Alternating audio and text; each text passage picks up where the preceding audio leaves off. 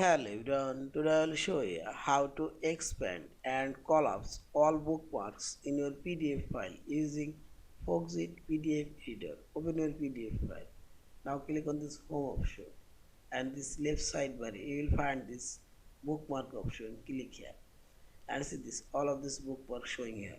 Click on this plus icon and you will show this under this sub bookmark and this one also showing plus again. Click here and this bookmark and see this plus icon here also showing this bookmark and see this again you can give the minus icon, you can collapse this minus icon, you can collapse.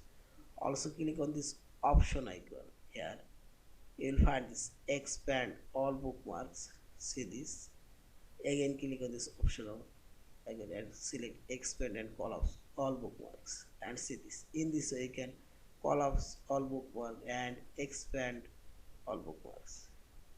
See this, yeah, this is. And finally select this file option, save or save as your PDF file. Thank you for watching. Please subscribe, like, share and comments.